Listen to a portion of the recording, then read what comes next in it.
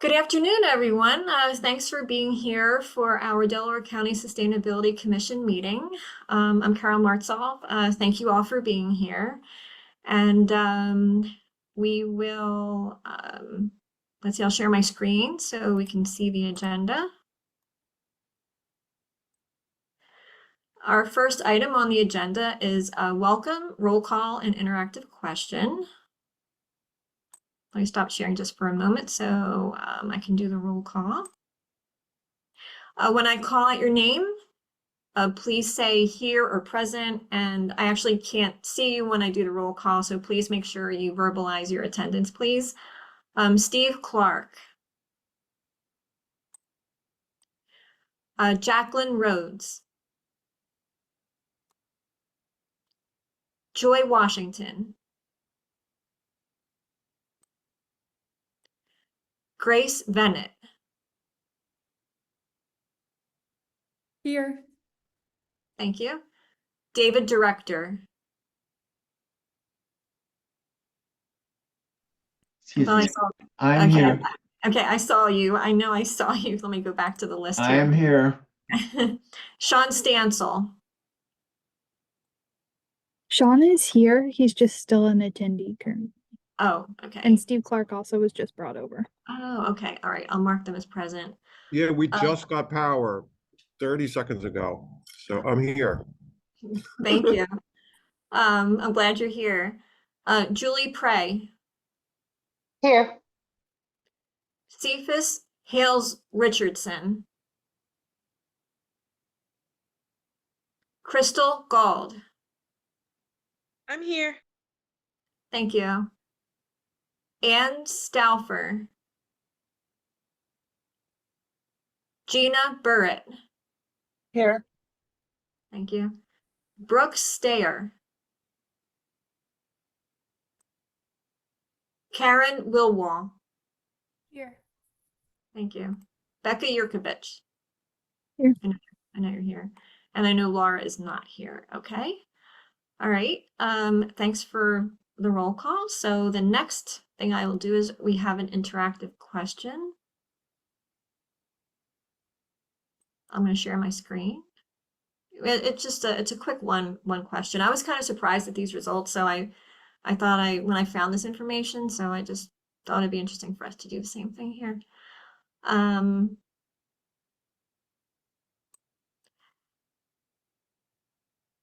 Okay, so what you want to do is go on to menti.com, which is MENTI.com, and the code is 59268715. And the question is, what option produces the most CO2 emissions per day? Is it average daily commute by car, non-electric of 23 miles, a carnivorous diet, or a vegan diet? Which option produces the most carbon emissions per day?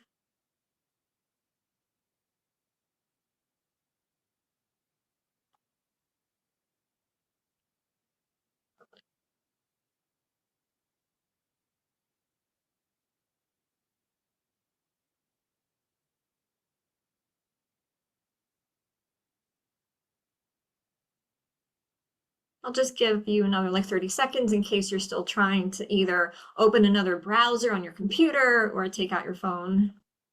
So what option produces the most carbon emissions per day? All right, it looks like we're not getting any other answers. So I'm not surprised. You definitely, all of us here really understand sustainability and such. It's the carnivorous diet.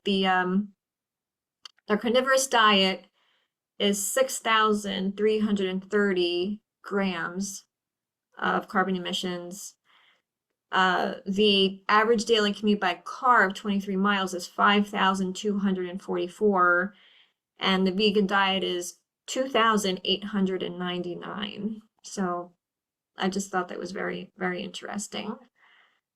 So let me stop sharing really quickly here so I can then get the agenda up again. Actually, before I bring up the agenda again, The next item is instructions for public comment, and since I've stopped sharing, I may as well just read those instructions now. Hold on just a moment. Okay.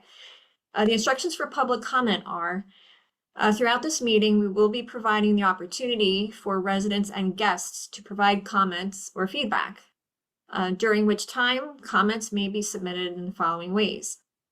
Guests may submit written comment to the email sustaindelco@co.delaware.pa.us.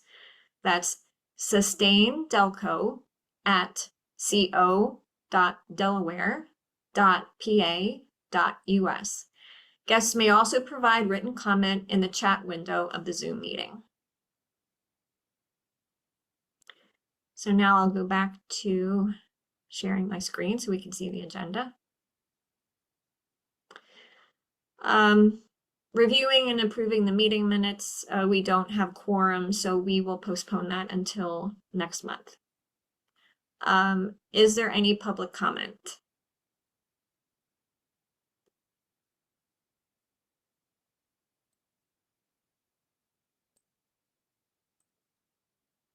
So we did have one public comment in our email this month. It was actually in July, but since we didn't have a July meeting, it waited till now. So I had sent this email to both Carol and Jacqueline, and I'm happy to read it before the commission. So this is from Allison Mole, a resident of Springfield Township, and would like the Sustained Delco Commissioner's opinion and input on a recent development in our community. On June 28th, my neighbors and I received a letter from Springfield Township Planning Commission that there is a plan for subdivision and land development of a wooded area behind our homes. I've attached a copy of the letter for your review, which I'm happy to send to the commission. This is a 6.37 acre area going up a hillside entirely made up of tree canopy coverage. I've attached a Google Earth image of the area, and this in its entirely undeveloped with self-sustaining ecosystem that houses deer, fox, raccoons, groundhogs, woodpeckers, hawks, bats, turtles, and more. A sizable free-flowing creek flows through the area and is impacted by the construction plans. I've attached a video to show this and pictures of the stream. I know the Delco Sustainability Plan has a focus area dedicated to natural resources with the goal of increasing tree canopy area and improving watershed quality. And this proposed urbanization would negatively impact both in our area. Point of this email is to make you aware of what is happening in our community, as I believe that you are as interested as we are in preserving this green canopy. As you will see in the attached letter, there is a Springfield Township Planning Commission meeting at 7:30 p.m. on July 11th to discuss the proposed plans. Please consider coming and representing at this meeting. I feel that your input and insight would be invaluable to the community and the commission. Thank you, Allison. I also want to share that this was one of the first times that anybody has reached out to the commission asking for representation, or I'll say an opinion or stance on a municipal development. And I will say, upon speaking with the solicitor of the Delaware County, it was recognized that in the charge of the Sustainability Commission, we are tasked with the provision of input and recommendations to county council as well as to county staff. So with that charge, it is not within our scope or our purview to issue recommendations or offer formal opinions as a group on municipal development. Thank you, Becca. Thanks, Becca. Just quick question though, but it is an option to at least direct that individual of where they can get information or resources, correct? Yes, of course. So if there are recommendations to redirect residents to different resources, I'd be happy, or we can respond on behalf of the commission. Again, we just can't issue a formalized opinion on the development. Right. No, that's understandable. I think people should just become more aware of the process by which development takes place, which I think is an important function, even when you look at it through a sustainability lens.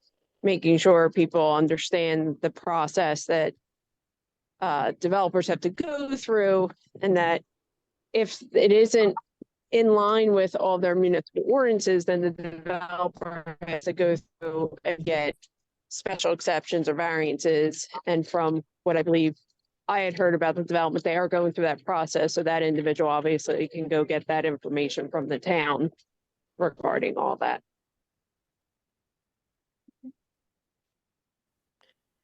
Right, so it sounds like we will reply to her with some resources, and that's what's within our purview to do. Okay, is there any other public comment?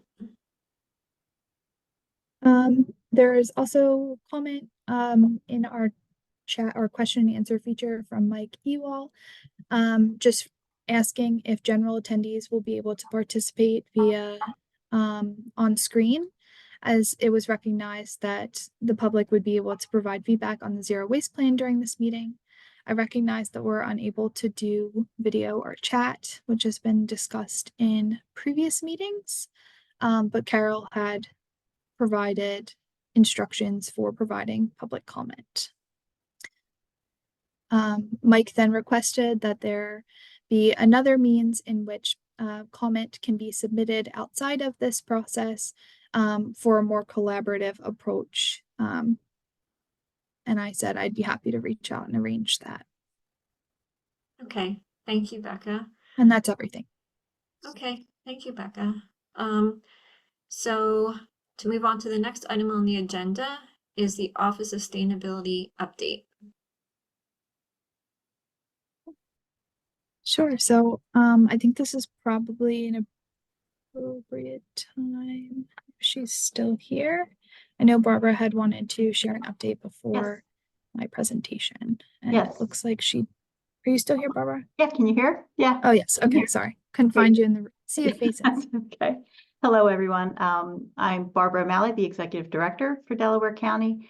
And I do have some unfortunate news to share in that Francine has resigned her position with the county effective this week. So she is no longer with Delaware County. And I know that's disappointing for everyone. It's been tremendous work that has happened over the last few years, and that this county has been looked to as a model for bringing in sustainability in the way that we have, and being very coordinating with others, being collaborative, being aggressive in our approach and our planning. So, you know, I think we all appreciate the work that Francine did to bring us here and to that point, and very grateful for her work and contribution to Delaware County. But unfortunately, effective this week, she is no longer with us, as she has resigned. So we, of course, you know, we have been able to take a moment with this. So I'll give everyone a moment themselves. I know it'll take a minute, but I did want to share what we are doing. And I did want to also share, even, you know, when she had come back, hoping to share our new kind of organization and vision and structure for the Office of Sustainability within Delaware County. So as you might recall, I started in January, and in looking at the Office of Sustainability and our organizational chart within the county, which has a lot of different departments, one of the things I noted was, you know, Francine having the direct responsibility for several operational departments, and that role of Chief Sustainability Officer being directly responsible for the management. And some of you, I'm sure, may know and have discussed that that structure really allowed for direct impact on some of the important work and decisions that were made within the county, particularly around the offices that role is responsible for. So just to tick them off, that was Public Works, our Motor Vehicle Department, our Planning Commission, Facilities, Parks and Recreation, and Soil Conservation. While that was a great structure to help have maximum impact in those areas, part of what that also did, unfortunately, was have that role focusing a lot on operations of departments, and that included being responsible for signing documentation.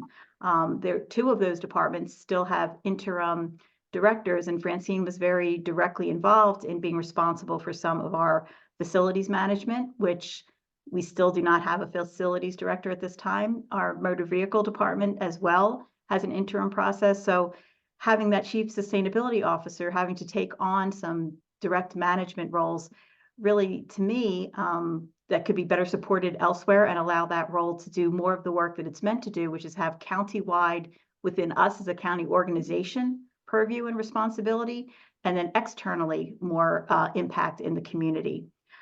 So what we had done is an organizational change was to have those departments report to our deputy executive director, and so that we could allow the chief sustainability officer role to report directly to me and to work really, again, on the county as an organization, implementing our sustainability plan and getting involved and being more closely aligned with a lot of other departments that need to have the impact that this role needs to work with. I should also say part of this thinking in terms of the county responsibility is we are investing very heavily in our capital work. So we have capital borrowing this year of $80 million. We anticipate 2 more large borrowings. We have many large capital projects coming on board. And again, that involves our public works department. We also need to shore up our facilities department to make sure that we are taking care of that investment we're making with those capital dollars. So making sure that that work is being done and supported by people that can do and support that work.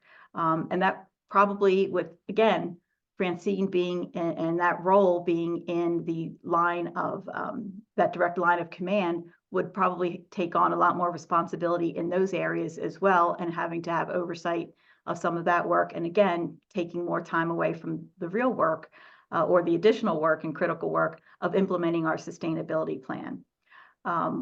The other departments I see, when I look at the sustainability plan in terms of the 6 areas: climate resiliency, natural resources, transportation, energy and efficiency, zero waste, and health and wellness, this role really should have a direct impact and relationship with our purchasing department as far as a county. That's where I think when we saw the value of the direct reports to those departments, it was making sure that are we pushing ourselves to what types of vehicles are we purchasing?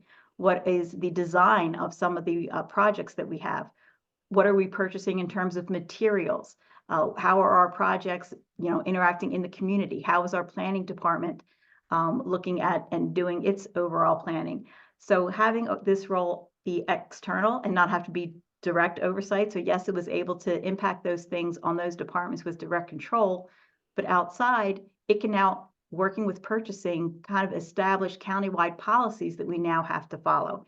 And that's the real goal, is to make sure that not just those departments with the direct purview, but all of our county departments are being sustainable, are having that process. Again, making sure that we are aligning those operations and our direct service delivery with our sustainability values. Wanting, again, to work very much more closely with purchasing, information technology, emergency services as well. This is critical. This is our emergency response when it comes to flooding, when it comes to restoration. Our housing department, we just put in a $14.6 million grant to HUD to do some infrastructure work around Hurricane Ida damage. This is something that we want to make sure that this role has an impact on that work. So feeling as though the way the org chart read, the way the responsibilities that focus on those number of departments, frankly, I think limited in terms of structure. And again, this isn't Francine's work, but just limited in terms of the structure, what they would be working on. This will give it much bigger and broader purview. Working with the health department much more closely as well, a brand new, relatively new entity. And then of course, our external partners like the Solid Waste Authority, our regional energy plan, our municipalities, some of the committees that have been designed. So we are very much looking to this new structure. And that's what I wanted to really spend some time today talking about, was the new structure. It is unfortunate that Francine isn't going to be here to implement this, but we are committed to moving forward with this. Again, having true countywide impact internally as an organization to make sure that we are walking the walk as we have commissions and meetings like this, that we and our organization and our departments are aligned with those values. That we are truly implementing and working on the sustainability plan and having that impact. And again, being an external partner, supporting the work that's being done here and elsewhere. So as far as the direct responsibilities for the organization, we still have that direct connect with the Soil Conservation District, but be freed of the kind of, again, reporting structure of the direct report of those other operational departments. So in the interim, as we revise this structure. So I should say, we still need to revise the job description. Francine being here, she was already here, so the job description, we talked that through and was very clear on that. But we need a new written one in order to replace Francine. In the interim, we have tapped Becca Yurkovich. Our council was unanimous in feeling very confident in Becca to manage this office in the interim, and very, very glad to have her agree to step up and serve with us and for us, and just very excited to see what she can bring to this role and this new vision of how the sustainability office will operate. And so we will take a little bit of time to work together, both internally with Becca, with council, maybe coming back to you and, making sure we're all clear on what that role is, what supports that role will need. And I say that in the sense that for those that, Sue has been on this meeting before, but Sue DePompio, obviously a valued part of the sustainability office, doing a lot of she was doing work on capital invoices. That was her project and purpose. Now that work has been done, we don't need that role within the sustainability office. She obviously will still bring the sustainability lens, supporting all our capital work. But what could a different role be that we may need, focusing on those other things and areas, as I mentioned? So that's where we're headed. I do want to work quickly to make sure that our roles are stabilized, our roles are clear. We can clearly have written job descriptions that work, and that their focus areas are on the things that I mentioned earlier. And I'm happy to take any questions and hope that everyone sees and that we are really moving toward making sure that sustainability is focused and having that true countywide purview, and making sure that we also are having it being infused within our entire culture as an organization, and continue the great work of implementing this plan. Thank you, Barbara. Obviously, this is like huge news for us to take in as a commission.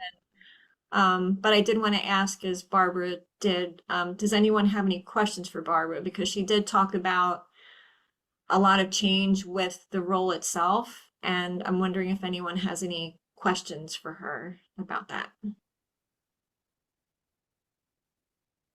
I'm sorry to do this because I had a poor connection. Can you just, whatever you said at first, so the position is no longer officially going to exist? No, not at all. No, the opposite. That Becca will be interim chief sustainability officer, and just that we need to align the duties in the job description, because the job description, and frankly, I don't have a copy of it with me.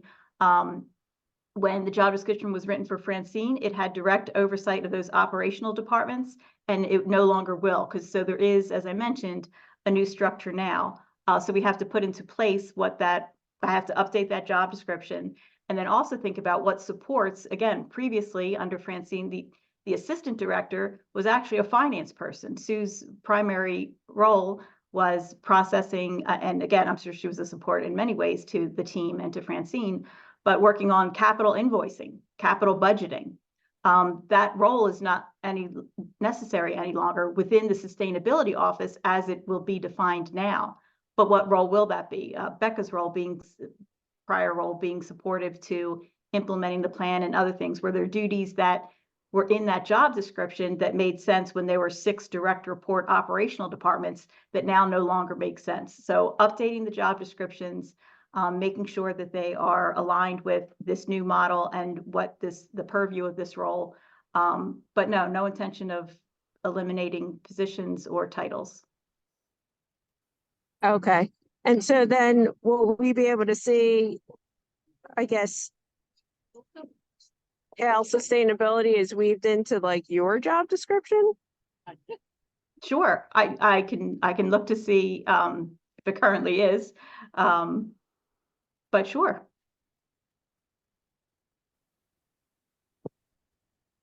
Okay, thank you. Yeah, and I should say, and was talking earlier about ways that we could incorporate the commission's feedback in a selection process. So we want to make sure that the next sustainability officer is someone that the commission is comfortable with and can lead us in future years. So happy to have identify ways we can get feedback from the commission on our candidates. Yeah, that that occurred the first time that we actually did hire Francine. Is that, or I mean, we were involved in the process. We were able to ask questions of the candidates and things like Mhm. that. Right. We were Yeah. involved in- Yeah. Are And there any? I do want to be clear because I don't want to, because I think I said something that may or may not be true when I said about titles and positions. I just want to make sure it's clear. There could be, and I'm not proposing anything, but there might be changes. Like I said, we need to figure out exactly what this department needs in terms of support. So changes in title or, like I said, description will definitely happen. And I don't know, as for those that know, Ron is on the call as well. And that role and making sure now's a good time to kind of, now that this department has been up, it's been running for a little while, there's some changes that we'll sit down as a group and say, you know, what will it take to support this work and implementing this plan? And it is a good time for kind of a little refresh. So we will definitely get back to you with those descriptions. Jacqueline, I'd be happy to talk more or offline about, you know, sustainability in terms of the executive director and what responsibilities that position should hold and what you think that could look like. I'm happy to have input from anybody on what support I can provide this work in this office. Are there any other questions for Barbara? No, but Carol, if you don't mind, I'd just like to add a little more color to the situation. First of all, I want to say we are, and we're really fortunate to have somebody of the caliber of Francine as sort of the leader and the person who guided the unrolling and the establishment of our sustainability efforts, and really did put us on the map regionally, and told the world that, I mean, under her leadership, the world knew Delaware County is taking sustainability very seriously. And I think we should all be really grateful for the work she did in kind of setting the stage for our work. And she will be missed. Having said that, you know, this last few months, 6 months, I don't know how long it's been, while she has been on leave, has been difficult. You know, we've been kind of shorthanded. And I want to shout out to Becca for really stepping up and keeping things moving forward during this period, keeping us all on track. But it has been a little challenging without her leadership and without replacing her. We do now have an opportunity to regroup, refocus under this new approach, treating this effort without having it get bogged down in all the operational work as it was. So I'm actually quite excited about this opportunity of taking some time to redefine what the leadership of our sustainability staff is going to be tasked with and do, and then giving them the resources to do it. And I want to assure you all that council, it remains incredibly committed to this effort, to sustainability, to seeing everything we do through a sustainability lens. And that will continue to be a commitment from council. You know, this period of kind of refocusing, I think will help us deliver on that even better. So, and your input and your focus on this and support of what we end up finally defining these roles as will be incredibly important. So, you know, don't worry. We are still, this is still incredibly important to council, to our staff, and we will continue to be regional leaders in this. But with this staff change, there's just a little tweaking to do. And your help in doing that tweaking will be really great. Thank you, Councilperson Schaefer. Thank you so much for saying that. I do hope that going forward that the commission still has like a large voice and hopefully can also review whatever changes that you're making so we can provide input to you on that as you make your decisions.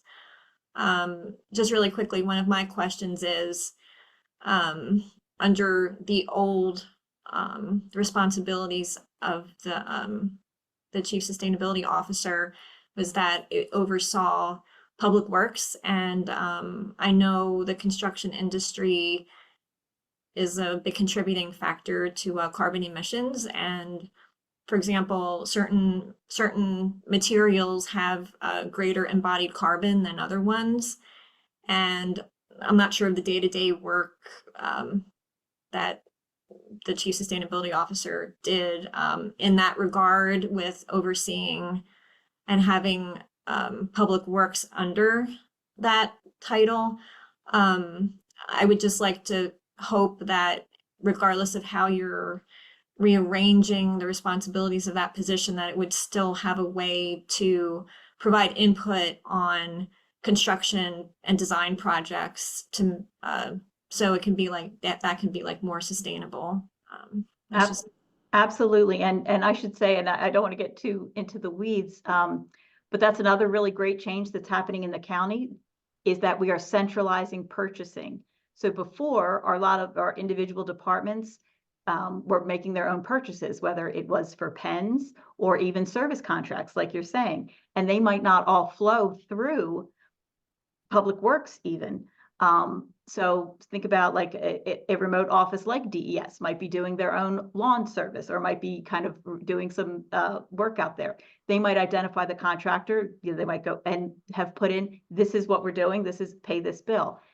We're coordinating our purchasing department so that every purchase and every service goes through purchasing. And that's why we would like a sustainability officer that is going to say, you need, any construction contract needs this, and this standards. Any purchasing, we need to look at this, and this. And working, that's why I see this role working less with looking at the invoices that came through any of those departments, and more saying, this is the standard for the work that we do. So again, not that absolutely having that impact, still working very closely with Public Works and this project, but also, again, having that impact overall with all the contracts, all the purchases, all the services, and saying these are standards that we need to commit to as a county with every purchase that we make, every service, every contract. right. It's just with design projects, you may be paying for a contractor or a designer, but it's actually being able to like see the design. I don't even know if that's what Francine did, but I appreciate that still there will be some way for the sustainability office to have influence on that. Absolutely. This is, yeah, absolutely. David, I see your hand is raised.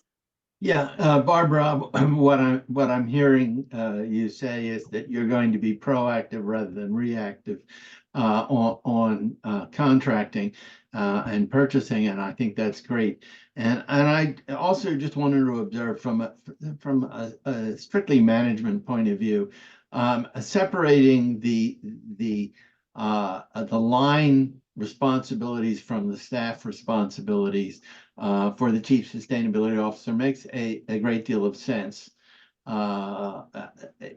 It's because there are conflicting priorities and conflicting needs in those two sets of responsibilities. And I think that the chief sustainability officer's position as an advocate and guide is better fulfilled from that position of staff rather than line responsibilities. I appreciate that. Thank you. And just another commitment that, I can make on behalf of council is we do see, again, we see this having countywide purview. So there's other models that see sustainability within planning, within purchasing, within, another department. We do see this as an executive position that, again, reports directly to me, and ensuring that it's having the purview and impact on all the departments. Thank you, and thank you, David. Are there any other questions for Barbara? Okay, and again, as chair, I worked really well with Francine, and it's a sad loss, but I look forward to the changes that will be taking place it may be a good time to refresh it. And so I look forward to seeing that and having the commission kind of see that develop. So Becca, I guess do you want to continue with your, I guess, the report, I guess? Sure. So I also just want to say thank you to council and to Barbara for promoting me in the interim to fill Francine's shoes. I know it's a large shoes to fill, but we're going to continue to do our best to push sustainability forward, both in our current structure as well as during this transition time. And I look forward to leaning on our commission and all of your expertise here to assist while we're one man down in our department. So thank you in advance. So I'm happy to provide just a couple updates for the department. Let me share my screen really quick. So one thing I wanted to share, so in addition to Francine's leaving, we also have a couple other membership updates just to share. So since our last meeting, Mark Manfrey, the Director of Parks and Recreation, has also, well, he has chosen to retire. So Mark retired at the very end of July. And in his absence, Ann Stauffer, who has joined us and was recently elected as our alternate for Parks and Rec, she is serving as the interim. In addition to Mark, I also just wanted to notify folks that our reorganization is quickly coming up for this October. And just to kind of put folks on watch, we have 4 members that are up for reappointment. So that's Crystal, Cephas, Julie, and Sean. And I'll be following up with an email after the meeting about next steps to designate your seat or to regain your seat for your next term. Some other things just wanted to provide updates on. So in terms of grant funded projects, unfortunately, to add to the news today, so I had mentioned previously the climate pollution reduction grant. So Delaware County had submitted 4 projects, including 2 LED replacements, an EV charging installation, as well as our composting site into a $200 million regional application. We have recently learned that unfortunately the entire regional application was not selected for funding. Across the country, there were only 25 awards. And I will say locally, the Pennsylvania Department of Environmental Protection was awarded to supply mini grant funds to help with the decarbonization of our industry here in Pennsylvania. So while we were very disappointed to not receive the funding for our region, we hope that the region will still get to see some of that trickle down funding for sustainable industry.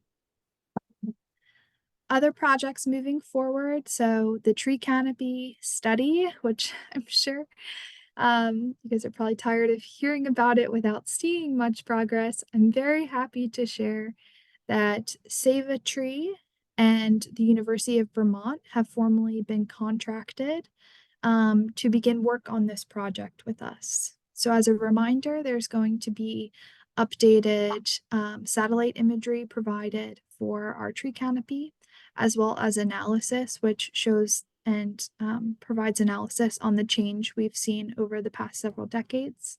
And it will also serve to provide recommendations on what we can be doing here at a county level to maintain and build back a more robust canopy. And I will say this project, after the initial mapping is completed from our consulting partners, there will be a robust need for public engagement, which I will definitely be coming back to you guys for your feedback on the studies and recommendations, as well as further public engagement. On the news side, I'm happy to share that Chester County Sustainability Office, or out of their planning department rather, has reached out to see if Delaware County is willing to partner on the USDA composting and food waste reduction grant. So we have happily accepted. So what this project will look like would be the provision of composting bins at 5 key community locations throughout Delaware County and 5 key locations throughout Chester County. Residents interested in putting their scraps in these locations would then go through a training about what goes in composting. There may be a nominal fee, maybe like $5 a month, depending on the funding we receive. And then they would be able to get a code to access these bins. The secondary component of this grant would allow for a robust backyard composting education throughout the region as well. So as we move forward with this, I'm also going to be looking for additional feedback and certainly engagement opportunities around the backyard composting. If you're looking for an example of a project like this, I would highly recommend everybody check out Lower Merion Township's pilot composting program. So that's essentially what we're looking to replicate here. Other project updates, just wanted to share. So we're still moving forward with the climate vulnerability mapping tool I had mentioned last month. This is in partnership with the PAC grant. We are going to be meeting with our Department of Emergency Services to see kind of their perspective on vulnerability, since they are kind of the boots on the ground organization during our climate hazards. And we'll be taking their feedback to make a draft tool in which, once it is drafted, we'll be bringing that back to you folks for feedback and seeing what we can do to make that a really more accessible and useful tool. Internally, Ron Aquilino and I are also working with our IT department to try to set up a sustainability plan database, which would house all of the back-end data for the plan. So this would allow us to do more standardized collection of data across the 293 actions and allow for easier reporting from year to year. Another item is our SEPSA, so that's the Southeastern Pennsylvania Sustainable Energy Partnership of Southeastern Pennsylvania.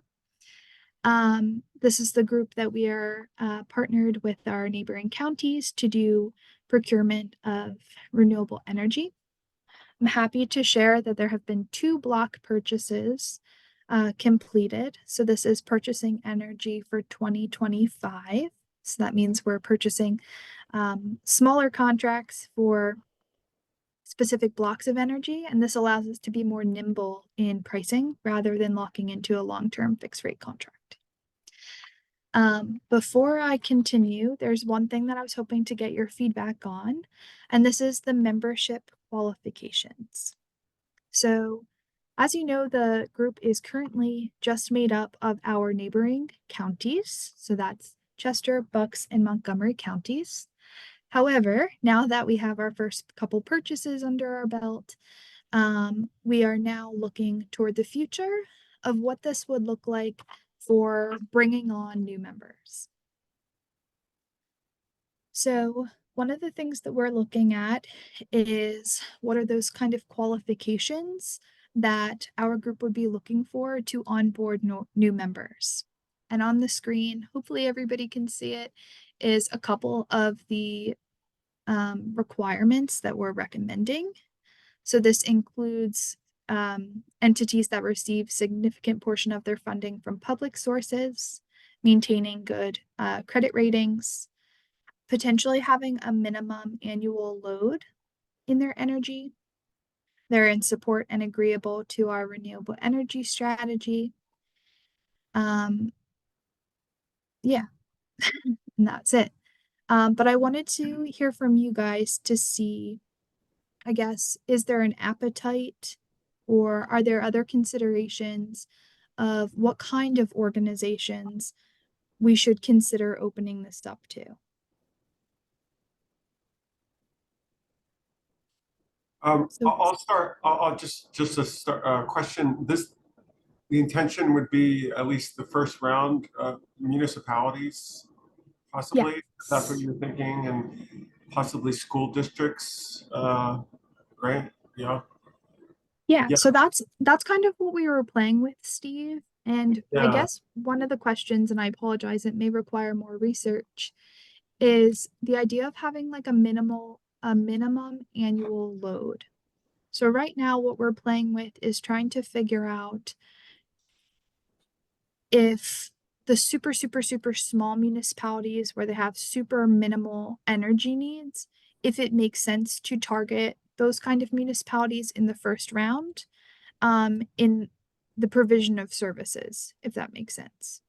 I know school districts have also come up as a big question mark.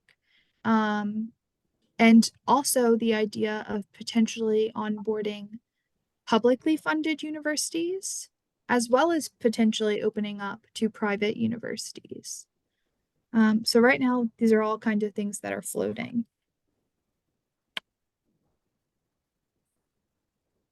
Yeah, I guess the whole question would be what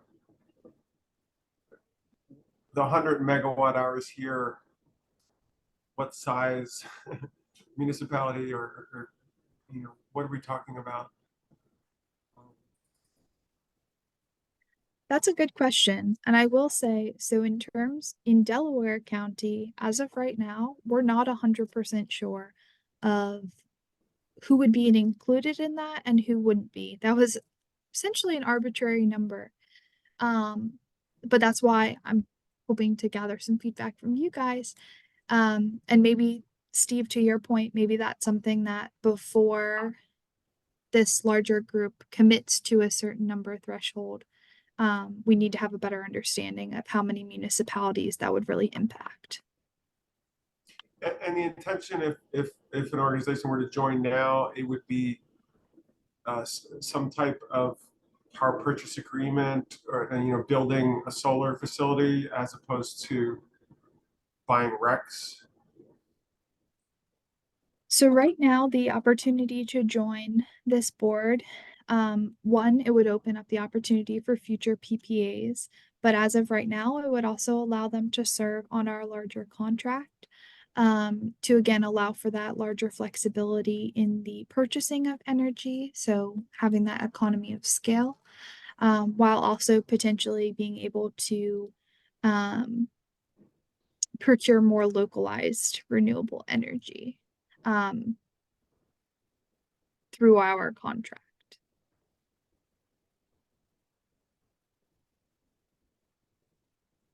I certainly would, and you guys probably, whoever's running this would agree that having it larger and having, medium-sized to large townships and school districts go through first would probably be the easiest to administer and do all that, and then in the first pass. But where to draw that line is a good question.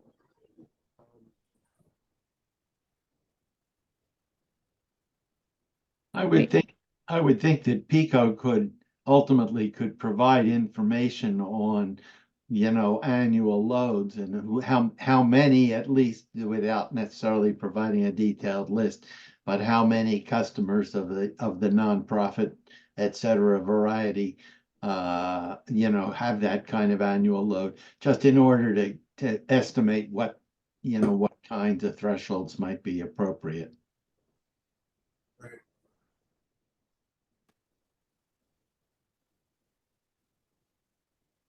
Okay. So one thing, this isn't up for a vote yet before the board or anything like that. It's just still kind of floating for future considerations. But I think what I'm hearing from this crew is that we need some additional information about the current threshold of 100 megawatts. To see kind of where our current municipalities and potentially nonprofit partners fall within that, so then we could make a more informed decision about that threshold. Is that accurate? Yeah, I think so. And the other point, I was at the Hartford School District facilities meeting last night, and there was a big debate about buying RECs versus installing solar, and people were getting very confused, and the gist of the board people is people are not interested in RECs. The board really wants to pursue solar, like building solar, and they're going after this grant that I think I sent to you, Rebecca, the new DP grants.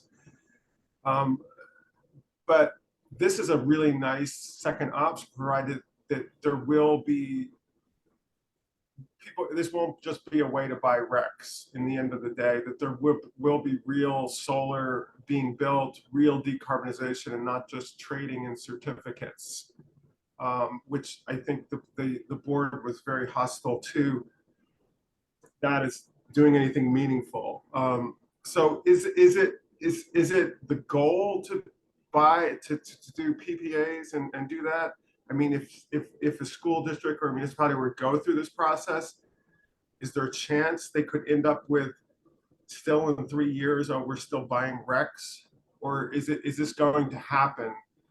I think that would be an important question, that this is a serious effort to really build solar in Pennsylvania and really start to provide true clean energy, as opposed to just trading in, trading in these certificates. So is there any input on that?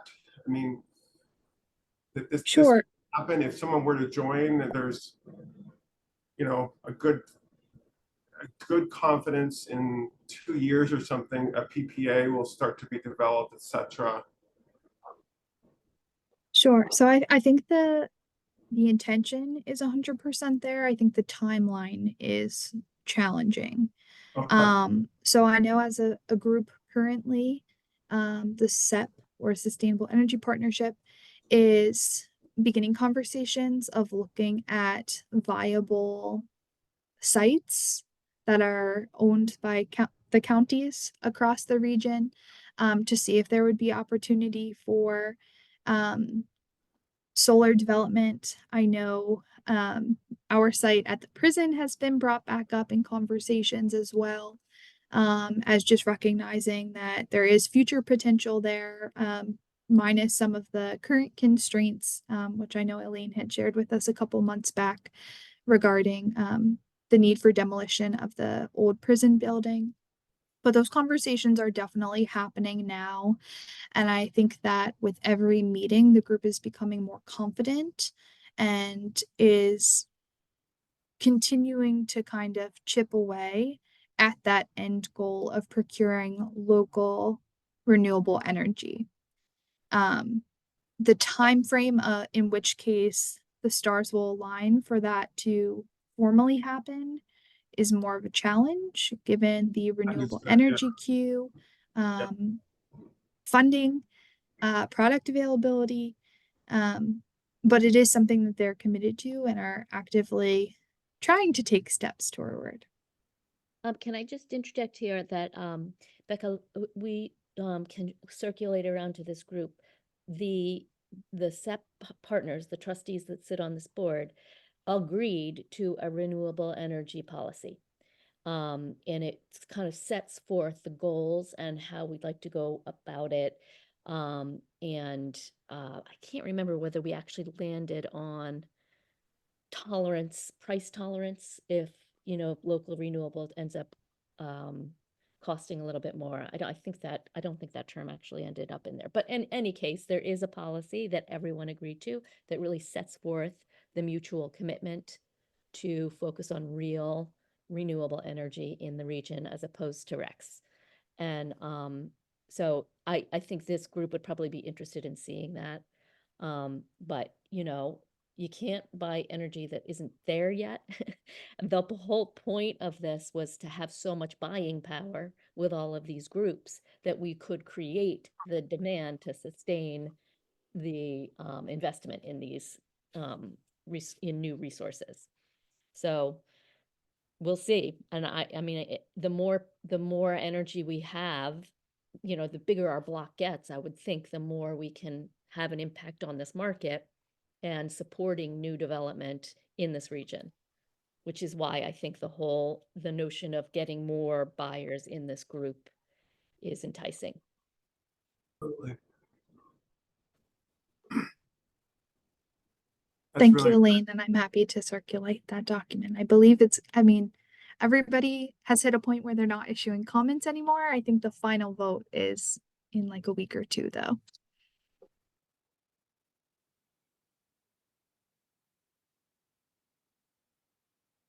Okay. Well, thank you for your feedback on that. And again, there will be future opportunities for more feedback on the work of that group as well.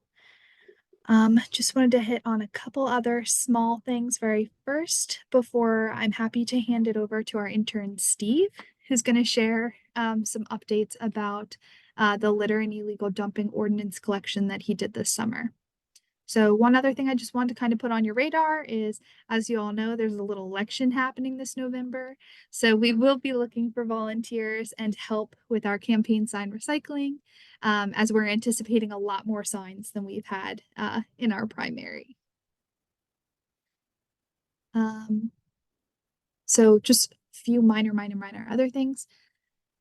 Just wanted to let you know that I was able to meet with the Philadelphia Energy Authority, and the Solar for All program is coming to our area very soon. They've received notification that Pennsylvania is receiving $45 million to implement solar on residential rooftops in our region. And Abby Rambo was a great contact for us over there, and she said she'd be willing to come present more about the program as we get a little bit closer to implementation, if the commission would like that. Other things just to put on your radar. So there are some big things happening in energy pricing right now. So as many of you guys may know, PECO purchases our local energy through a group called PJM. And each year they do a capacity auction in which PJM will essentially do an auction with generators to ensure that we actually have local capacity within our grids. This just happened a couple weeks ago, and very unfortunately, it hit a new record high price for energy. So this is expected to trickle down into our electrical prices in 2025 and 2026. The other thing to put on everybody's radar is that PECO, who is our local retail distributor, is currently proposing a 35% distribution charge increase, and this is currently before the Pennsylvania Utilities Commission. So the Pennsylvania Utilities Commission is kind of that sounding board that ensures that price increases are, I'll say, out of necessity, rather than just kind of our local companies setting whatever price they want, because our electricity is kind of a monopoly market. So I just wanted to let you all know that that is on the table currently, and there will be a final decision issued by the Pennsylvania Utility Commission in December. And the last thing, is too much information today, is PRC, so the Pennsylvania Resources Council, which is very luckily out of media, is looking to add additional sites for hosting their traveling glass bin. So this is a dumpster that municipalities can rent for either a week or a couple months at a time. And it is glass only. And all of the glass goes to a company in state that is able to get the glass into circulation again as a recycled product within like 30 days. So this is a kind of closed loop circuit where our glass, rather than going to landfill capping or other recycling services, is getting back into circulation. So I'll send it out in our follow-up email, but they are looking for potential host sites as they've recently gotten more bins. And that was a lot from me. So I'm happy to now turn it over to our intern, Steve DiDonato, who's going to share his research from this summer.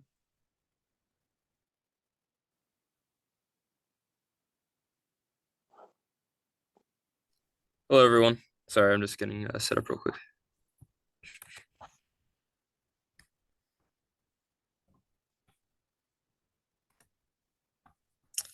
All right, so hi, for those of you who don't know me, my name is Steve DiDonato.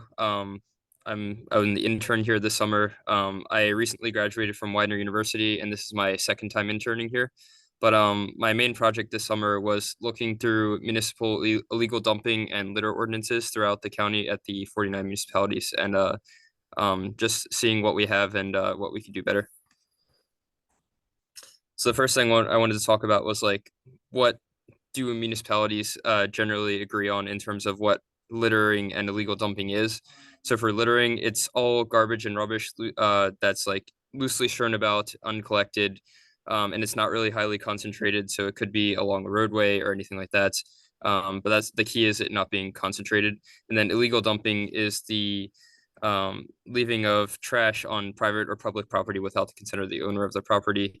And it's much more focused, and it can be larger quantities of items and larger items as well. So as I said, for this research, what I did basically was read over all 49 of the municipal codes in the county for mentions of litter and illegal dumping. And through that, I saw how many times that litter was mentioned in the each municipality's ordinances. So I categorized them into 3 categories. The first one was 1 to 2 mentions of litter in either the solid waste code or in another one, but the key is that there's only 1 to 2. The second category was 3 to 5 mentions, and then 5 and above was like the highest category. So I looked at that. And then I also looked to see if the municipalities had a clean and lien penalty for littering or illegal dumping. So basically what that means is if, for example, a company was found to have illegally dumped in a location, then they would not only have to pay a fine, but also clean it up or provide some sort of remedy to clean it up, whether it be additional cost paying for other people to come in to clean it up or just to do it themselves. And then, yes, so that's basically what I did for the project. So in my findings, the first thing that I found was that litter and illegal dumping are often put together in ordinances, and there's not really as much differentiation between them as you would expect. So actually, very few of municipalities actually have illegal dumping actually mentioned in their ordinances. A lot of what I've seen is that they all use the same wording, which basically is like improper disposal of the trash, but never like illegal dumping. So that's one thing I've noticed. And it's also not really clear whether it's like concentrated or not. And some of the definitions for the municipalities that do mention illegal dumping are more akin to what litter's definition is, more so than illegal dumping. So I found that only a few municipalities had more illegal, nuanced dumping and litter codes. So many of them, like I said, just had the litter mentioned in their solid waste codes and then nowhere else, despite litter affecting multiple other facets of the county, such as like parks and rec and some roadways, things like that. And that there's just very general wording in general for most municipalities in terms of littering. Yeah. And then the chart on the right, this is what I was talking about in terms of mentions of litter outside the solid waste code. So a majority of the county or of the municipalities have less than 3, so it's mainly just relegated to the solid waste code. 12 have more than 5 mentions outside of the solid waste code. 14 are between 3 and 5, and then 4 of them I had no data for because I couldn't find the E-codes for those municipalities, but I'm working on acquiring the littering and dumping ordinances for those municipalities going forward with the project. And then this is what I found for the clean and lien penalty side of things. So 26 of the municipalities I found had some sort of clean and lien program, whether it be where they stipulate that the perpetrators themselves clean it up or pay an additional fine. But 19 did not have anything really, or they just had like a fine and that's it. And then 4 are the same ones, like I said, that I didn't have the data for. And then I found for the current enforcement of these items, most of them had between a $100 to $1,000 fine for every infraction of illegal dumping or littering. Additional offenses are added on for every day that the infraction isn't remedied. And then if you don't pay the fines, then the perpetrators get 30 days in prison.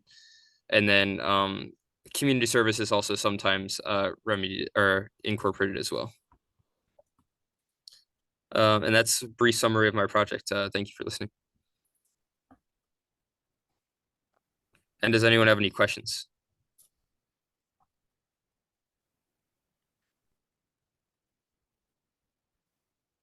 Does anyone have any questions for Stephen? I thought that was a great presentation. Thank you, Stephen. Very Thank you. informative. Does anyone have any questions? Steve, do you want to share what your next steps are in using the data you found? Like, how is that? Yeah, What is so the next step? going forward with the things that I found, for one, I'm going to look for further remedies for like what else can be done to stop littering and illegal dumping, especially preemptively. So, you know, I looked at a lot of enforcement type things early in the, or like throughout the project, but now I'm going to look into things like education programs or other means that municipalities will be able to use to further stop these things from occurring. How much longer do you have in your internship? I have about 2.5 more weeks, so not too much more time, but I've been working on it. Okay, yeah, because I would love to like hear your follow-up or have it, you know, read it sometime because it sounds like really important. Like, you know, what kinds of things can be done based off of this data. And anyway, great job and thank you. Thank you. And then Becca, I guess back to you. Sure. So thanks, Steve. And I'm happy to share too that during the time Steve was doing this research, we had a municipality reach out to us, completely unrelated but serendipitous, that they are struggling with litter currently. So we've arranged for a meeting like toward the very end of Steve's internship where he can share everything that he's found in terms of community interventions with them for potential implementation. That's wonderful. Yeah. Does anyone have any? Oh, I'm sorry. Do you have more into your report? Sorry. Nope, that's everything for our report. Thank you. Oh, okay. Does anyone have any questions for Becca?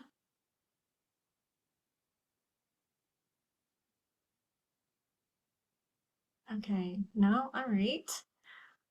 Then I will share my screen to go on to Can I just ask a question about the Oh, yes, previous, of course. the power purchase?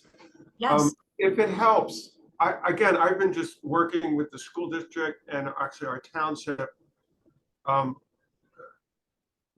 We could provide some numbers of how much those, I think they're fairly moderate sized organizations.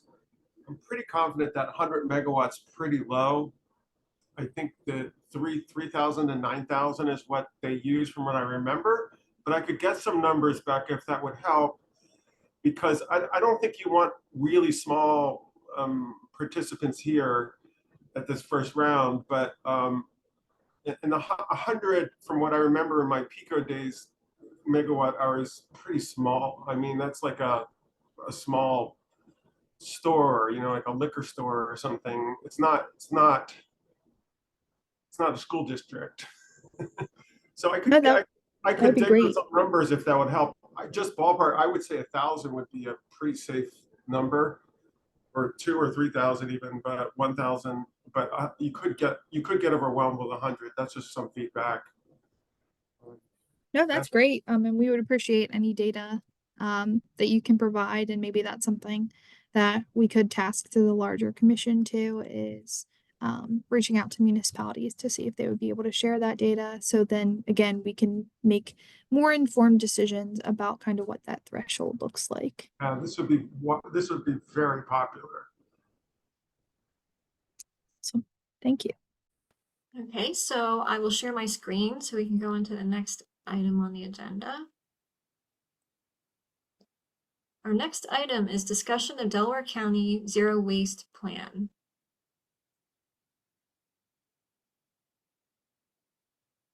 Alrighty, so just a recap for this project.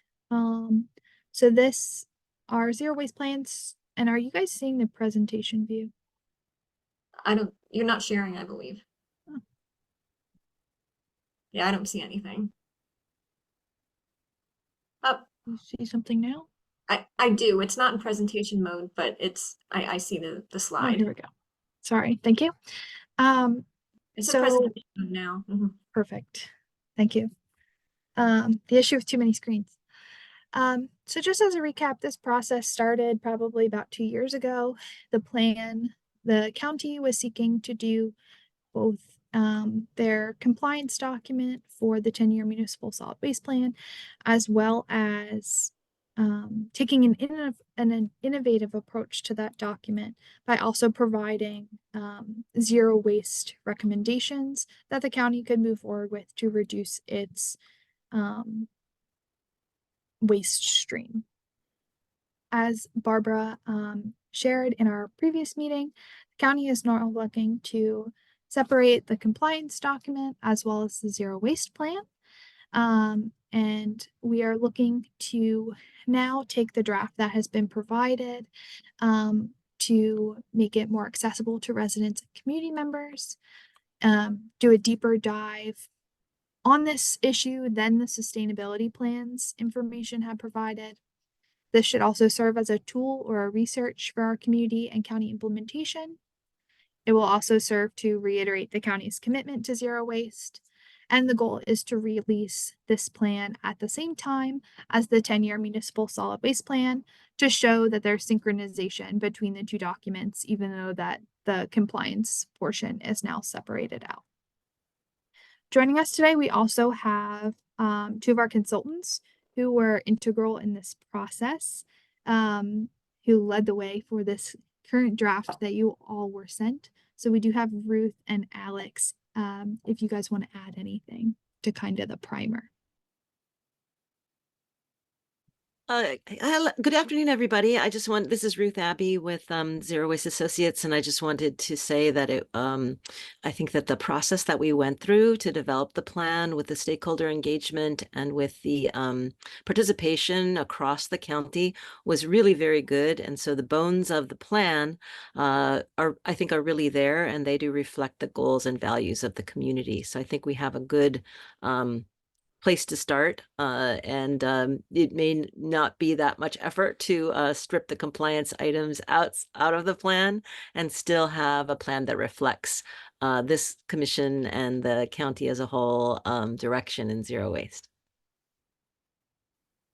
Yeah, I'll just add quick. I think that, I think a lot of the work's already started through this process, and it's been really, inspiring and great to see the community coalescing around the outreach that was done, and how much progress has just been made since the starting of the drafting of this plan already. So I think there's some really great momentum going with zero waste in Delaware County. Thank you. And with that, so what we were looking to do in this time frame, we had sent the draft around to everybody for review previously.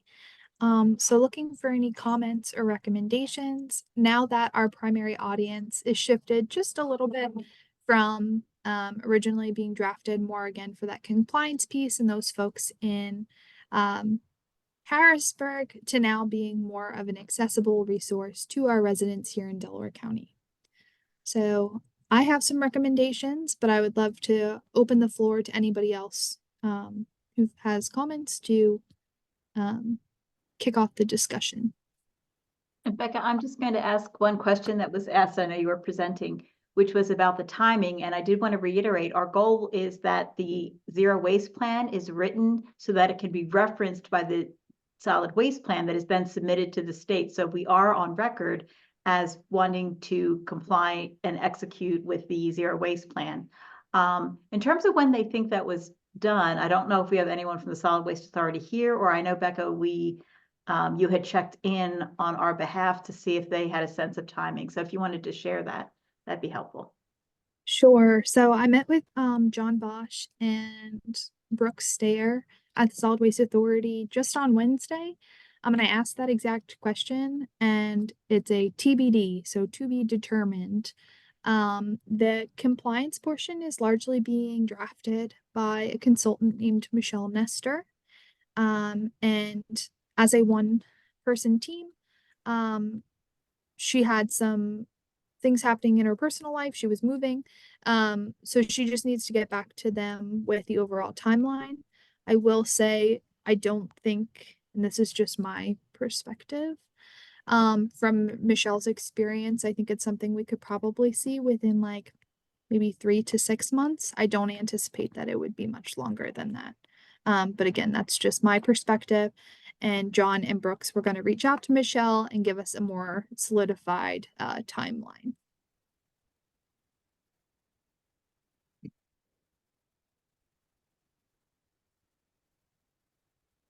I see that David has his hand raised.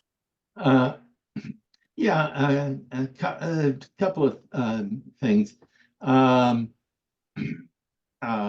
First, well, I'd sort of like to make an observation that that was missing out of the that I thought was missing out of the introductory verbiage, and that is. We talk about, you know, we're very quick to point out that, well, zero waste is not to be taken literally, that it's an aspirational goal. And that's important because you know, the first thing people will say when you say the word zero waste, that's it.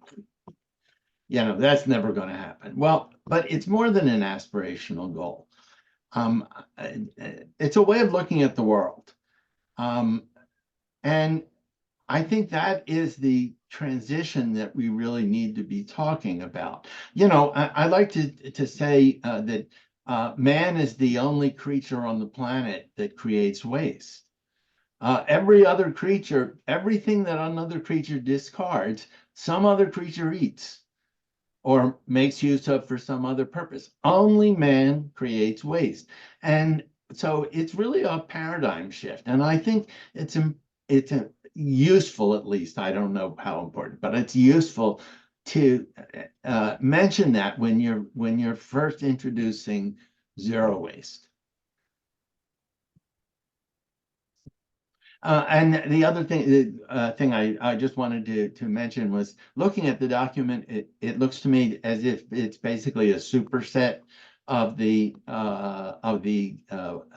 Act 101 submission, and you know, that's just an observation. It's not a criticism or anything plus or minus. It's just is that in fact the intention that it is a basically a mirror of it, so that you create that traceability. If I could just respond that it was important for the DEP for us to follow their requirements under Act 101 precisely. So we did that in this plan. And so then the additional discussion of you know, current programs, future opportunities for programs, future opportunities for waste reduction, which are not required by Act 101, were additionality. But it was important to the DEP that we reflect all of their specific requirements. Act 101 is a little old now, and so some of the things are a little arcane, and you know, but you know, we wanted to, the original goal was to have our zero waste plan also meet the requirements of the, you know, the municipal solid waste plan, which it now does. So, but taking those away would not be a hardship, I think, and it would make it a more accessible plan.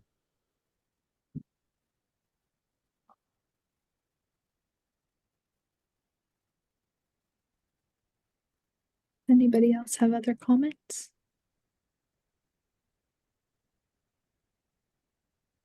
So a couple recommendations I wanted to throw into the ring as well. Would love feedback.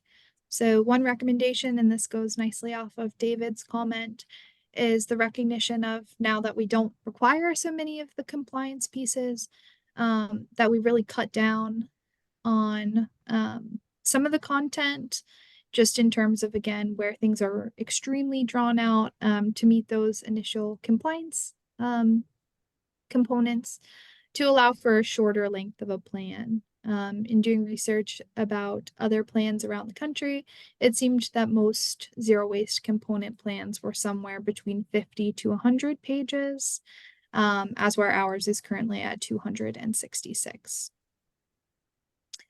Some other opportunities is, I think now that it is aimed at our general public, I think it would be helpful if we added a section for definitions and acronyms, just recognizing that this, some of the terms we use that may be intuitive to an audience that is super involved in the waste stream may not be as cut and dry for folks that may be just diving in for the first time.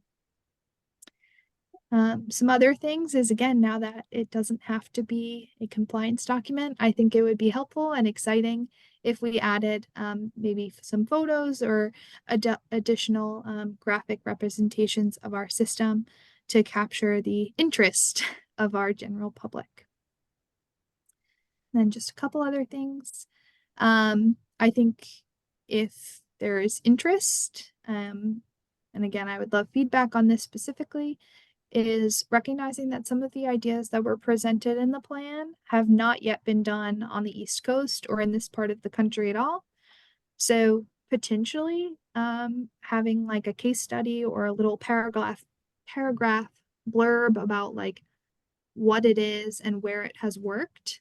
So either municipalities or even just the county can easily access kind of like, okay, that's great, but like, where has it worked? So we have that example readily available. And I know Ruth and Alex did an amazing job already identifying where all those examples are, just maybe embedding it in the text. So when people are reading it for the first time, they can then hop right to the text to read like, oh, you know what, that makes sense. Also, I think it would be helpful if we did a little bit more of an introductory section, which speaks to kind of who the players are in waste, especially in zero waste, and so what they do and kind of what their role is required for moving toward the future. So I know for certain things like that we would all love to see included in zero waste moving forward, like the state would have to adopt certain legislation or have those changes that Ruth mentioned in our Act 101. So it might be helpful if we mention those and just say like, hey, these are things that we would like to see, but these are the people that would actually have to take this step to do them. And then the last component, again, now that the plans are separated but joined together, would be just a short component that recognizes how the two plans work together to form kind of this larger waste picture. But those were just some general ideas. I'd love to hear any feedback or other ideas folks have.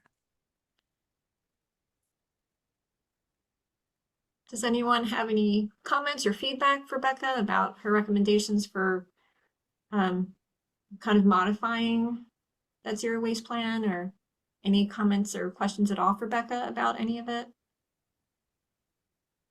Or for Ruth or Alex for that matter? I think those are all great ideas, and especially using some graphics to you know, to show how things work, how they work now, how they might work.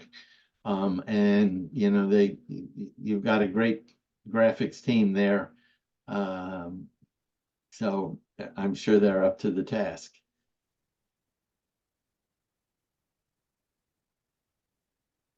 Thanks, David. Any other comments or questions? Steve, did you unmute yourself? Yeah, sure. Well, one question I've always had about waste and recycling and all this is, just as a citizen, and it could engage other people too, is like, where actually does my regular waste go? Typically, you know, what sites and how much is incinerated? What happens to my single, you know, we have single stream recycling here. Where does that go and how much of it actually is recycled? I don't know if that's in this document or anything, but just what happens to it is something as a citizen I've always wondered or been unsure of.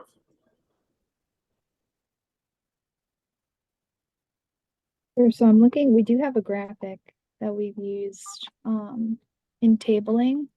And I can give kind of a brief overview, and then Alex is the expert for our area about probably more the recycling side. So as of right now, when the waste leaves your home, that's either through a subscription, so somebody you hire, it's through your municipality, or a hauler designated by your municipality. And when it leaves your home, it is going one of two places. First, it would be going to a transfer station, which are owned by our solid waste authority, in which those locate there too, one in Marple and one in Chester Township. And those sites are used to consolidate trash. So it's essentially just like a centralized hub to allow for a more convenient drop off for our municipalities. From there, our waste is currently going to the incinerator in Chester City, also known as Covanta.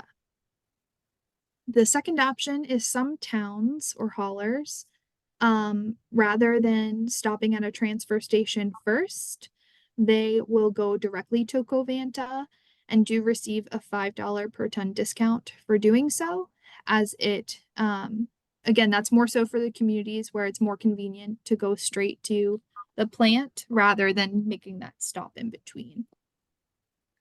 In terms of recycling, we do not currently have transfer stations for recycling. So when it leaves your home, it is going directly to the material recovery facility that will be in charge of sorting that material and selling it. But Alex may have additional detail. Yeah, the recycling side, I think really the county or the solid waste authority aren't involved. So that's something that happens directly from the municipality. They have to either have a contract with a hauler that brings it to a material recovery facility, or a contract with material recovery facility and a hauler, or use their own trucks to collect that. So there's some variation. But there's, at the end of the day, there's about 4 facilities that handle the majority of recycling from the municipalities in the county right now. And they do differ in terms of what they collect and what they recycle. And that's one of the challenges of having a fragmented system in terms of having universal education and universal instructions on what's recyclable and what's not recyclable. Right, and I know among myself, there's some confusion of how much of that, even if you recycle properly, actually is recycled versus, sent to Covanta or whatever from these facilities. Yeah, most of these. That's a black box for us, right? We don't know that. No, we do know. I've toured it. Well, I've toured 3 of the 4 facilities, and we've talked to them, and it is there's a lack of transparency for sure. I agree with you in terms of how residents can get that information. But there's certainly been a lot of press and a lot of conversations around what's recyclable, what happens to recycling. And sometimes that messaging gets confused in terms of, especially when you hear, oh, only 2% of plastics are recycled, versus the recyclable, 100% of the recyclable plastics you put in your recycling get recycled. So there's a difference there, right? So most of the facilities that are servicing Delaware County are about 25% residual rates, which means that about 75 to 80% of the material that is delivered to the recycling facility is sent on to an end market where it's made into a new product. Now, most of the residual are materials that never should have been in the recycling in the first place. So it's residents. Sometimes they're wish cycling, sometimes they don't have good education. But in general, recycling markets are really good right now. They're valuable materials. And these facilities have invested billions of dollars in capital to sort that material. So they absolutely don't recycle everything that you might put in your bin, but in terms of what they collect and what they're designed to recycle, that material is likely getting recycled. Thank you. Yeah.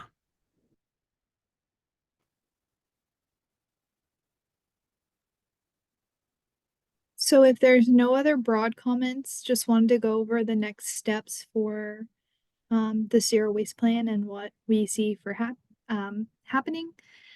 So to Mike Ewell's previous question, one of our first next steps is solidifying the timeline with the Solid Waste Authority. So again, our plans can be in coordination. Next, so you may recall, in addition to our Sustainability Commission, there was an advisory committee dedicated specifically to this process. So we also want to provide them the update and the opportunity to share additional thoughts now that we are making some changes. So we'll be reaching out to them. And again, that's contingent upon the timeline for the Solid Waste Authority side of the compliance, because that was in compliance with the plan. From there, and based off Mike's comments, we'll also be looking to provide another opportunity for residents or other interested parties to provide thoughts and recommendations as well. Then we'll consolidate all the ideas that were shared, come up with kind of the game plan for making the necessary changes, and then we'll divide up those tasks and make the necessary updates.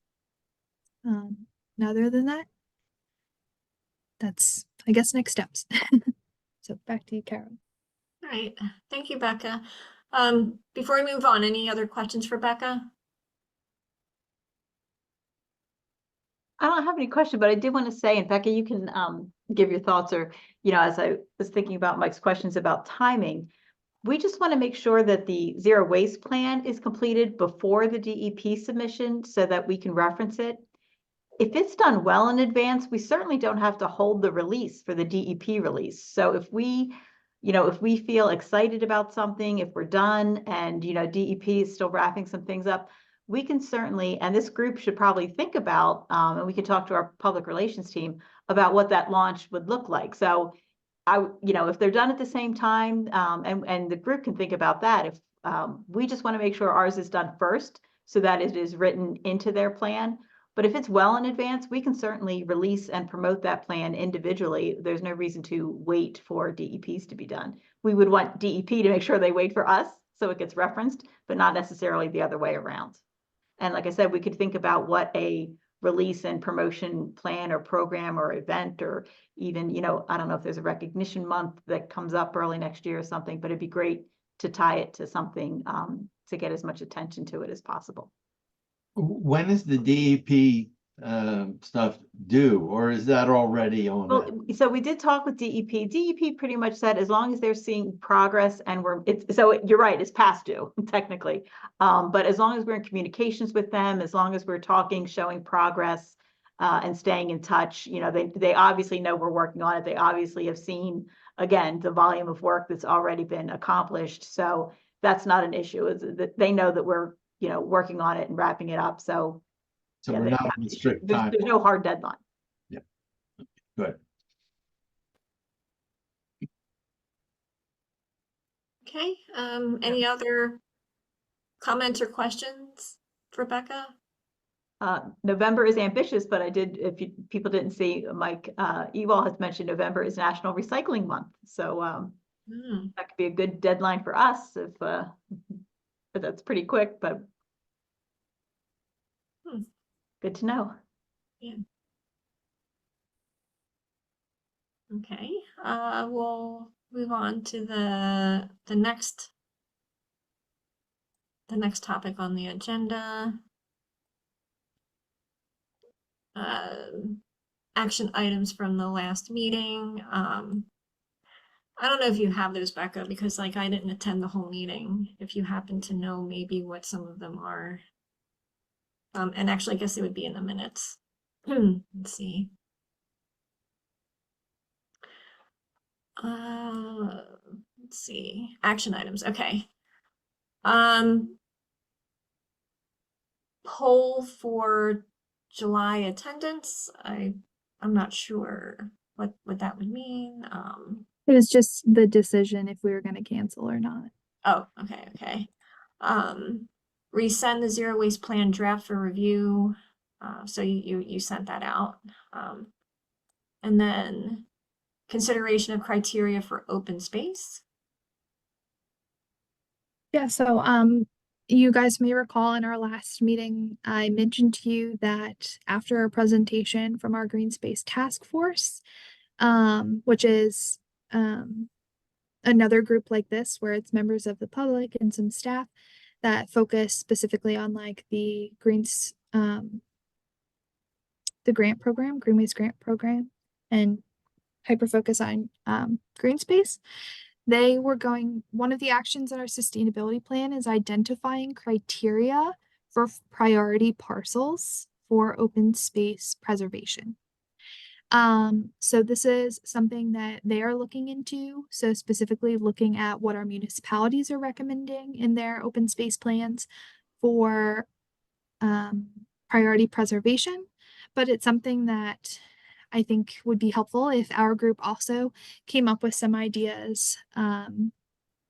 Christine Rusler had mentioned some potential ideas in our last meeting, but I can send some follow-ups, and maybe in our next meeting we can schedule some additional time for folks to share kind of their thoughts on that criteria.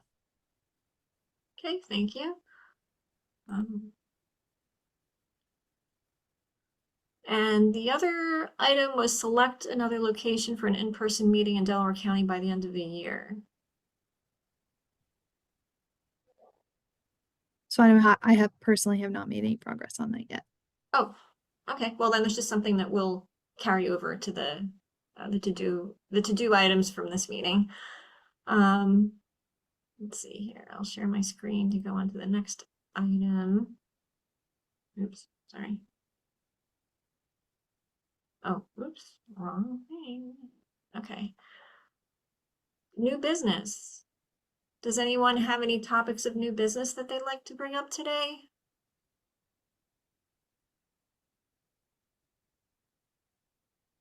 Okay, I don't see any. Okay. Share my screen again to go on to the next item. Set action items for our next meeting. Let's see. So what I have on my list is let's see. We will approve the meeting minutes from last month, next month, in addition to approving the minutes from today's meeting. So that's on our to-do list. Also that with the position of Chief Sustainability Officer being open, Barbara will keep in touch with us about any changes about that or how we're involved in that process. And also, hopefully I can speak for everyone to say that, Becca, we're here to support you as the interim Chief Sustainability Officer. So any way that we can help, let us know. Thank you. And you are gonna, I guess, Becca, you're gonna be getting, is it more information about SEPSA? There's some kind of follow-up to get some more information about that before we can provide any input on what you mentioned today.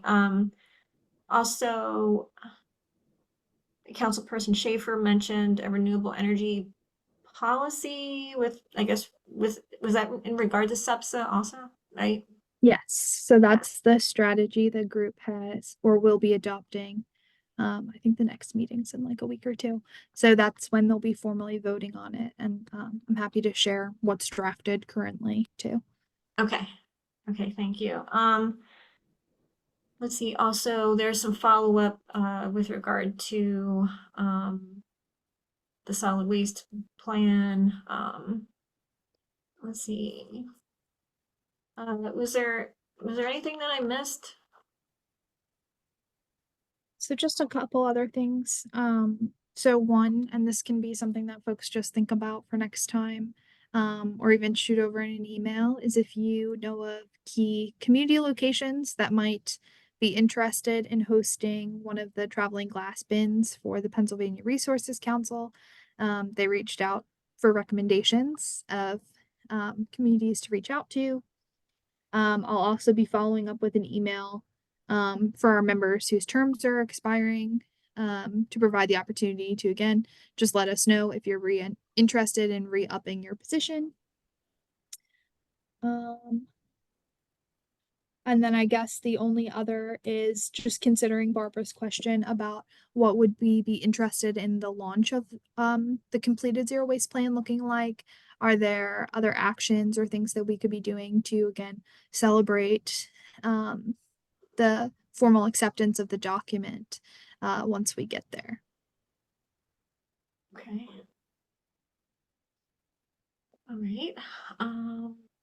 Let's see. I'll share my screen to go on to the next item on the agenda, which is a public comment.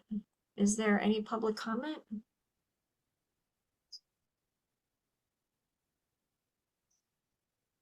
Nothing currently in the email. Okay.